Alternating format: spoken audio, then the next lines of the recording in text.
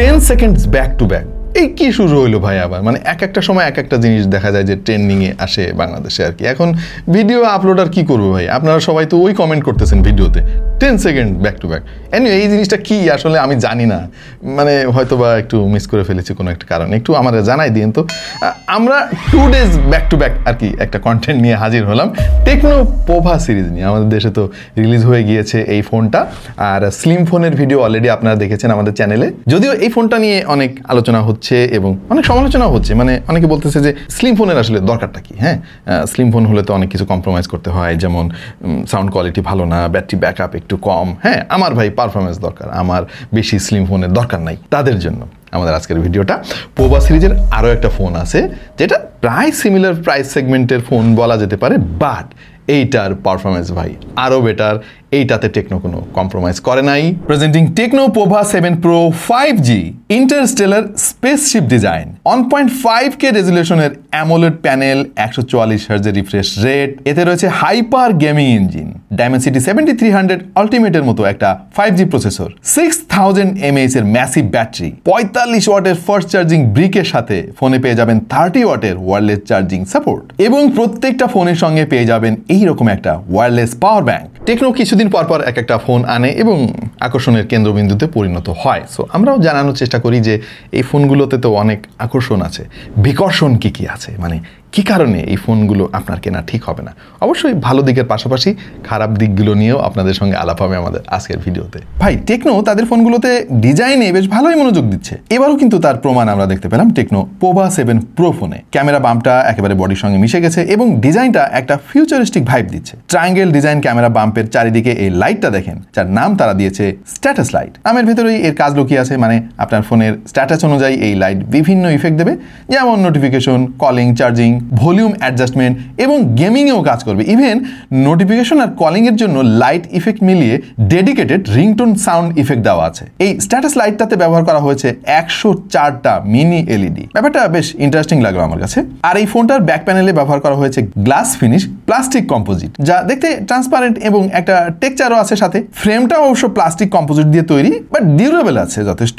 আমি অবশ্য আশা করেছিলাম এরকম একটা ফোনে তারা মেটাল ফ্রেম ইউজ করবে। এনিওয়ে এই ফোনে IP64 water and dust resistant সার্টিফিকেশনও রয়েছে। ফোনের থিকনেস 8.15 মিলিমিটার আর ওয়েট হচ্ছে 196 গ্রামের আশেপাশে। হ্যাঁ, ফোনটা বেশ কম্প্যাক্ট লেগেছে আমাদের কাছে, হ্যান্ড ফিল যথেষ্ট ভালো। বক্স হিসেবের ফোন হলেও তারা এজগুলা একটু ফাইন টিউন করেছে, এর ফলে হাতে আনকমফোর্টেবল ফিল করবেন না আপনি। পোর্টস অ্যান্ড বাটন ঠিকঠাক জায়গায় আছে। সেকেন্ডারি একটা নয়েজ ক্যান্সেলিং মাইকও রয়েছে, স্টেরিও স্পিকারের জন্য ডেডিকেটেড গ্রিলও আছে, তবে নেই কোনো 3.5 মিলিমিটার হেডফোন জ্যাক। আরেকটা জিনিস নাই, আর সেটা হলো এই ফোনে নেই কোনো মেমোরি কার্ড ব্যবহারের সুবিধা। তার মানে আপনার হাতে যদি কোনো মেমোরি কার্ড থাকে আপনি এই ফোন ইউজ করতে পারবেন না ভাইয়া, কারণ এখানে মাত্র 2টা সিম কার্ড আপনি ইউজ করতে পারবেন। ও বাই দ্য ওয়ে, এই ফোনের দাম তো জানাতে ভুলে গিয়েছি আপনাদেরকে। 8GB র্যাম আর 256GB একটাই ভেরিয়েন্টে ফোনটা পাওয়া যাবে। দাম হচ্ছে 35,000 টাকার 1 টাকা কম। এই 1 টাকা কম কোম্পানিগুলো কেন রাখে আর কি, এত দয়া আসলে কেন করে আমাদের সাথে আমি ঠিক জানি না। এনিওয়ে আপনারা কেউ জানলে একটু কমেন্টে জানিয়ে দিন আমাদেরকে। অলরাইট, ডিসপ্লেতে পাচ্ছেন 6.7 ইঞ্চির একটা 1.5K অ্যামোলেড ডিসপ্লে, 144 হার্জের রিফ্রেশ রেটও আছে, আর ডিসপ্লের পিক ব্রাইটনেস হচ্ছে 4500 নিটস। ইনডোরে তো পারফেক্ট, অবশ্যই আউটডোরেও আপনি বেশ ভালোই পারফরমেন্স পাবেন এর কাছ থেকে। আমরা ডিরেক্ট সানলাইটও ট্রাই করে দেখেছি, যথেষ্ট ইমপ্রেসিভ মনে হলো আমাদের কাছে। আর এই ডিসপ্লের ভিউইং অ্যাঙ্গেল যথেষ্ট ভালো, কালার শিফটিং ইস্যু আমাদের চোখে পড়ে নাই, কালার ব্লিডিংও আমরা তেমন খুঁজে পাই নাই। এতে প্রোটেকশন হিসেবে কর্নিং গরিলা গ্লাস 7i ব্যবহার করেছে তারা। সে সাথে রয়েছে 2304 হার্জের PWM ডিমিং, যা লো লাইটে আপনার চোখের ক্ষতি হওয়া থেকে কিছুটা হলেও রক্ষা করবে। এই ফোনটা মোট 3টা কালারে available, geek black, dynamic grey আর নিয়ন সায়ান। আমাদের কালারটার নাম হচ্ছে গিগ ব্ল্যাক। গিগ কেন আসলে ঠিক বুঝতেছি না, ডিপ দিত বা লাইট দিত, গিগ মানে কি জন্য দিছে জিনিসটা বুঝি না। এনিওয়ে কালারটা কিন্তু অনেক সুন্দর লাগে। এখন এই 144 হার্জের রিফ্রেশ রেটের ব্যাপারটা আমি সবসময় বলি যে ভাই এটা এখনো পর্যন্ত ইউজলেস হিসেবেই আছে। তার কারণ হচ্ছে ম্যাক্সিমাম অ্যাপই তো এই 144 হার্জ সাপোর্ট করে না। সো দিয়ে লাভটা কি হইলো? এখন কবে অ্যাপ ডেভেলপারগুলো এই 144 হার্জের সাপোর্ট দিবে ততদিন পর্যন্ত আপনার ওয়েট করা লাগবে আর কি। সো এইটা এখনো পর্যন্ত গিমিকই আছে। 120 হার্জ পর্যন্ত পাওয়া যায়, অনেক অ্যাপগুলো সাপোর্ট করে। ইভেন আমি বলবো যে ম্যাক্সিমাম অ্যাপ এখনো এই 120 হার্জও সাপোর্ট করে না। ইন ডিসপ্লে ফিঙ্গারপ্রিন্ট সেন্সরটা বেশ ভালোই কাজ করেছে আমাদের টেস্টিংয়ে। একটু অ্যানিমেশন ডিলে অবশ্য আছে, ওইটা আপনাকে কম্প্রোমাইজ করতেই হবে। আর যেহেতু এটা অপটিক্যাল, আমার মনে হয় না যে এটার স্পিড নিয়ে কারো কোনো কমপ্লেন আছে। সো ডিসপ্লেটা যথেষ্ট ভালো, কন্টেন্ট দেখা, মুভি দেখা বা গেমিং এর সময় ডিসপ্লে থেকে ইমার্সিভ একটা এক্সপেরিয়েন্স পাওয়া, সবকিছু মিলিয়ে আমার কাছে ভালো লেগেছে। আর এর যে বেজেলটাও কিন্তু যথেষ্ট সিমেট্রিক্যাল, দাম হিসেবে তারা যথেষ্ট ন্যারো রাখার চেষ্টা করেছে। প্রসেসর নিয়ে আলাপ করতে আমাদের ভাই সব থেকে ভালো লাগে, যেটা শুনতে হয়তো অনেক স্পন্সর খুব একটা পছন্দ করে না আর কি। যাই হোক, টেকনো কিন্তু এখানে খুব একটা কম্প্রোমাইজ করে নাই আমাদের কাছে মনে হচ্ছে। একেবারে ব্র্যান্ড নিউ একটা চিপসেট তারা ইউজ করছে, সেটা হচ্ছে মিডিয়াটেকের ডাইমেনসিটি 7300 আলটিমেট। অবশ্যই আলটিমেট নামে না কিছু নাই আর কি, এটার নামটা আর কি এই মোবাইল ফোন কোম্পানিগুলোরই দেওয়া, যাতে শুনতে একটু ভালো লাগে আর কি।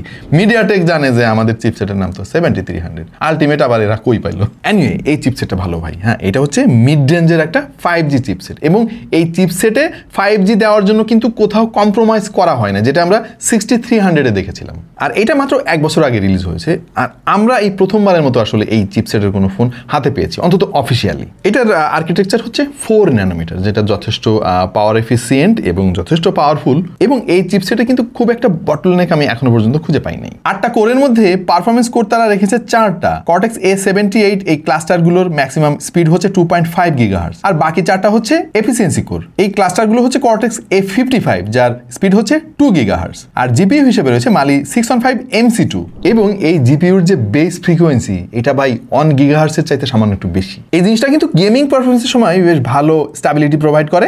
এবং এই চিপসেটে ভালো মানের একটা এনপিইউ ব্যবহার করা হয়েছে, যেটা অনেক ইম্পর্টেন্ট এবং বেশিরভাগ সবাই কিন্তু এটা ইগনোর করে। হ্যাঁ, এনপিইউ মানে হচ্ছে নিউরাল প্রসেসিং ইউনিট, যেটা ফোনের এআই যে অ্যালগোরিদম রয়েছে ওইটা প্রসেস করার ক্ষেত্রে কিন্তু যথেষ্ট অবদান রাখে। আজকাল এআই রিলেটেড অনেক কাজ আমরা ফোন দিয়ে করি। সো মিডিয়াটেকের APU 655 মডেলের এই এনপিইউটা ফোনের এআই রিলেটেড পারফরমেন্স কিন্তু আরো অনেক বুস্ট করবে। তবে একটা আক্ষেপ আমার এখানে এখনো রয়ে গেল আর কি। ফোনের দাম 35,000 টাকা, বাট UFS 2.2 তারা এখানে ব্যবহার করেছে স্টোরেজ ভেরিয়েন্ট হিসেবে, কিন্তু এই চিপসেটটা 3.1 পর্যন্ত সাপোর্ট করে। ইভেন র্যামের ভেরিয়েন্ট তারা ইউজ করছে LPDDR4X, 35,000 টাকা দামের একটা ফোনে। বাট চিপসেটের দুর্বলতা থাকলে আমি মেনে নিতাম ভাই যে চিপসেটটা আসলে সাপোর্ট করে না। LPDDR5X র্যাম সাপোর্ট করে এই চিপসেটটা। ইভেন 6400 মেগাহার্টজ পর্যন্ত স্পিডের লোড কিন্তু এই চিপসেটটা নেওয়ার ক্ষমতা রাখে। তাহলে এই ক্ষমতাটা আমরা কাজে লাগাবো না কেন আসলে? এইটা আমি বলবো না যে বটলনেক, বাট আমার মনে হয় টেকনো এই যে চিপসেটের পোটেনশিয়ালটা, এত পাওয়ার, এই পাওয়ারটা কিন্তু ইউটিলাইজ করতে পারতো, করে নাই। এই জন্যই আমরা বারবার বলি ভাই, মানে অনেক কিছু জানা দরকার, আপনাদের বোঝা দরকার। এখানে দেখেন, পাওয়ারফুল একটা চিপসেট কিন্তু ইউজ করছে টেকনো, যথেষ্ট এক্সপেন্সিভ এই চিপসেটটা, যেটা কিন্তু এই দামের একটা ফোনের সাথে মানে ভালোভাবে যাচ্ছে, কিন্তু কিছু কিছু জায়গায় তারা আবার একটু কাহিনী করে রাখছে।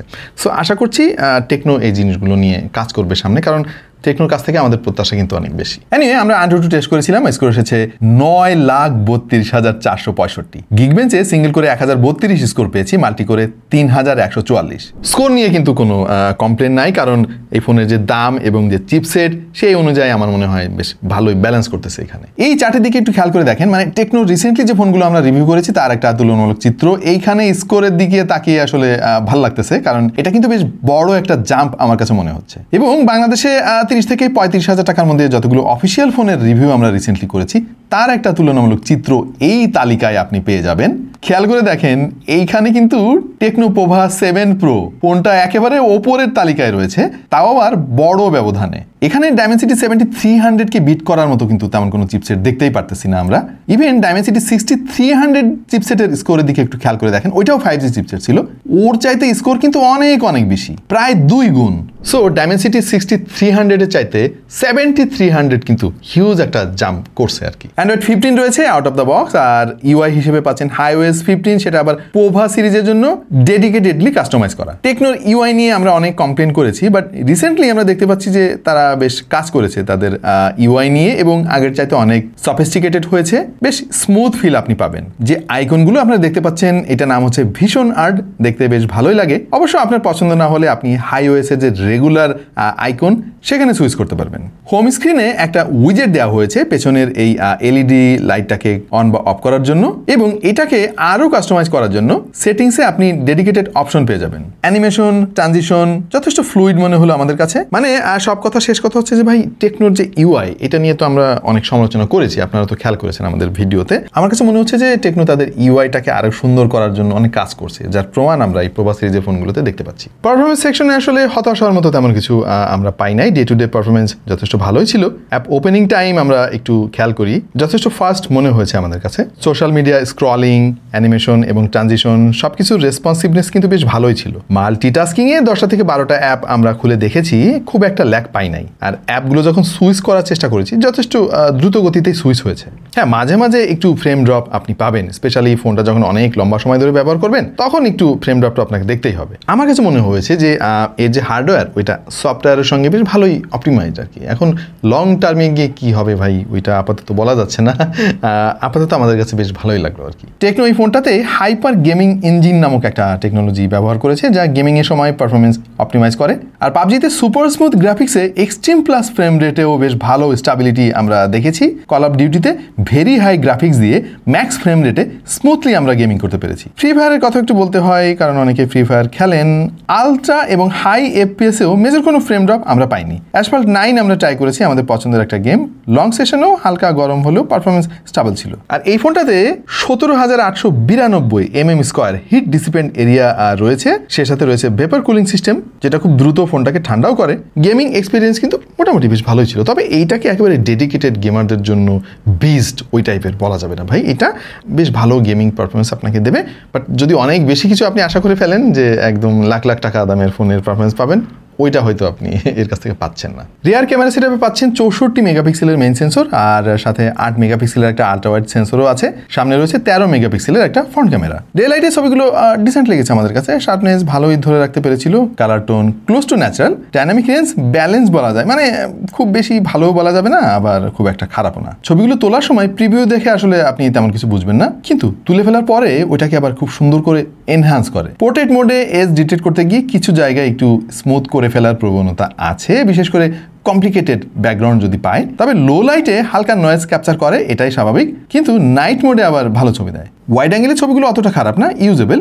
আর আমরা ডিস্টরশন একটু কমই খেয়াল করেছি। সেলফি ক্যামেরাটাও বেশ ভালো পারফর্ম করেছে। স্ক্রিন টোন ব্যালেন্সড, আপনাকে সোশ্যাল মিডিয়া রেডি ছবি দেবে। ভিডিও রেকর্ড করতে পারবেন সর্বোচ্চ 4K 30 FPS এ। স্টাবিলাইজেশন আমাদের কাছে ডিসেন্ট মনে হয়েছে। আচ্ছা, ক্যামেরা নিয়ে আমার যে অবজারভেশন সেটা হচ্ছে যে ভাই টেকনোর এর চাইতে কম দামি ফোনও কিন্তু আরও ভালো ক্যামেরা আমরা দেখেছি, বাট এইখানে ঘটনা যেটা ঘটছে সম্ভবত টেকনো ক্যামেরাতে খুব বেশি ফোকাস করে না, এখানে একটু কম্প্রোমাইজ করেছে পারফরমেন্সটাকে আর কি বেটার ডেলিভার করার জন্য। বাই দ্য ওয়ে, এই ফোনে রয়েছে 6000 mAh এর ব্যাটারি, যেটা হেভি ইউসেজও আমার মনে হয় একদিনে চার্জ শেষ করা সম্ভব না। আর নর্মাল ইউজাররা 1 থেকে 1.5 দিন আরামে চালাতে পারবেন। 45 ওয়াটের ফাস্ট চার্জিং সাপোর্ট রয়েছে, ফুল চার্জ হতে 70 মিনিটের মতো সময় লাগে। আর সবচেয়ে ইন্টারেস্টিং বিষয় হচ্ছে যে ভাই 30 ওয়াটের ওয়্যারলেস চার্জিংও রয়েছে এতে, 10 ওয়াটের রিভার্স চার্জিং তো আছেই, আর চার্জিং ব্রিক বক্সের মধ্যে পেয়ে যাবেন, এবং বক্সের সাথেই পাচ্ছেন সুন্দর একটা 5000 mAh এর ওয়্যারলেস ম্যাগনেটিক পাওয়ার ব্যাংক। এটাকে আপনি ওয়্যারলেস চার্জিং ডক হিসেবে ব্যবহার করতে পারবেন। আর বক্সের মধ্যে এরকম সুন্দর একটা সিলিকন কেস পেয়ে যাবেন, এটা আবার ম্যাগনেটিক। এটা লাগানোর পরে পাওয়ার ব্যাংকটা আপনি চুম্বকীয় তরঙ্গের মাধ্যমে আকর্ষণ করাইতে পারবেন ফোনের সঙ্গে আর কি, এভাবে লেগে থাকবে। বাই দ্য ওয়ে, পাওয়ার ব্যাংকটা বেশ ভালো লাগছে। এটা হারাই যাবে ভাই আর কি আমাদের স্টুডিও থেকে। হ্যাঁ, এটা কই, পাওয়ার ব্যাংকটা কই ভাই, খুঁজে পাচ্ছি না। এই ফোনটা যে 2টা সিম কার্ড, দুটাই আপনি 5G ইউজ করতে পারবেন। 5G কিন্তু আমাদের দেশে অলরেডি চালু হয়ে গিয়েছে, আস্তে আস্তে দেখা যাবে মোটামুটি সব জায়গায় অ্যাভেলেবেল হয়ে গিয়েছে। সো আমি বলবো ফোনটা ফিউচার প্রুফ। আর Wi-Fi 6 রয়েছে, যেটা একটা ভালো দিক। 35,000 টাকা দামের ফোনে Wi-Fi 6 ব্যাপারটা খুবই ইমপ্রেসিভ। ব্লুটুথ 5.3 অবশ্য তারা ইউজ করছে, যদিও চিপসেটটা 5.4 পর্যন্ত সাপোর্ট করে। NFC আছে, IR ব্লাস্টারও দিয়েছে তারা, যা দিয়ে আপনি বাসার সমস্ত রিমোট কন্ট্রোল চালিত যন্ত্রপাতি কন্ট্রোল করতে পারবেন। এছাড়া টেকনো ফ্রি লিঙ্ক ফিচারের মাধ্যমে টেকনো টু টেকনো কমিউনিকেট করতে পারবেন কোনো রকম নেটওয়ার্ক ছাড়াই। স্টেরিও স্পিকারটা যথেষ্ট ভালোই মনে হলো আমার কাছে, যদিও লাউডনেসের একটু ঘাটতি দেখতে পেলাম। তবে স্টেরিও সাউন্ডের যে ব্যালেন্স, ওইটা বেশ ভালোই মনে হলো আমার কাছে। একেবারে 50-50 না, 45-55 এরকম মনে হলো। যেহেতু 3.5 mm হেডফোন জ্যাক নাই, কনভার্টার অথবা TWS একমাত্র ভরসা। আমরা ট্রাই করেছিলাম বেশ কিছু পপুলার TWS দিয়ে, যেমন সাউন্ডবিটসের T3 Pro, QCI মেলোবার্স প্রো ইত্যাদি ইত্যাদি। কমপ্লেন করার মতো তেমন কোনো ইস্যু আমরা খুঁজে পাই নাই। আর এই ফোনে কিন্তু AI ফিচারেরও অভাব নাই। টেকনো ইদানিং AI-তে বেশ ভালোই গুরুত্ব দিচ্ছে, যেমন AI Tecno portal, AI writing, AI studio, যেখানে AI ইরেজার, এক্সপ্যান্ডার ইত্যাদি ইত্যাদি পাবেন। সার্কেল টু সার্চ তো অনেক পুরাতন, সেটাও আছে, আর কল অ্যাসিস্ট্যান্ট ইত্যাদি ইত্যাদি প্রচুর এআই ফিচার আছে, যেইটা মোরাললেস আপনার কাছে দরকারি হতে পারে কখনো কখনো। ভিডিওটা অনেক লম্বা হয়ে গেছে ভাই, সরি ফর দ্যাট। আমরা প্রচুর ইনফরমেশন এখন আপনাদেরকে দেওয়ার চেষ্টা করতেছি, যাতে একদম খুঁটিনাটি প্রত্যেকটা অ্যাঙ্গেল থেকে আপনি বুঝতে পারেন যে এই ফোনটা আপনার কেনা ঠিক হবে নাকি হবে না। সো ফাইনাল ভার্ডিক্টের পালা। অফিসিয়াল মার্কেটের দিকে যদি আপনি একটু তাকান, তাহলে দেখবেন যে 35,000 টাকার মধ্যে মার্কেটে যে ফোনগুলো অ্যাভেলেবেল আছে, তার মধ্যে কিন্তু এটা বেশ বোল্ড একটা অ্যাপ্রোচ নিয়ে আর কি মার্কেটে আসছে। এটা সত্যি কথা। কিছু অপূর্ণতা আছে, যেমন এখানে যদি মেমোরি কার্ড স্লট থাকতো তাহলে অনেকের জন্য বেশ কাজে আসতো। আর চিপসেটের যে পোটেনশিয়াল, ওইটা আমার মনে হয় আর একটু ভালোভাবে কাজে লাগানো যেত। যেমন র্যামটা যদি LPDDR5X দিত, আর স্টোরেজ ভেরিয়েন্ট যদি 3.1 দিত, তাহলে একদম ভাই জমে ক্ষীর হয়ে যেত এটা আর কি। বাট স্টিল এই ফোনটা কিন্তু অফিসিয়াল মার্কেটে 35,000 টাকার মধ্যে বেশ ভালো একটা ডিল আমার কাছে মনে হয়েছে। আপনার কাছে কি মনে হলো সেটা তো জানতে হবে, একটু কমেন্টে জানিয়ে দিন। কোন জিনিসটা যুক্ত হলে আরও ভালো হতো আপনাদের কাছ থেকে আমরা একটু জানতে চাই। আপাতত পর্যন্ত এই দেখা হয়ে যাবে অন্য কোনো ভিডিওতে ভিন্ন কোনো বিষয় নিয়ে। সে পর্যন্ত সবাই ভালো থাকুন, সুস্থ থাকুন, আর দেখতে থাকুন টেক টু দ্য পয়েন্ট।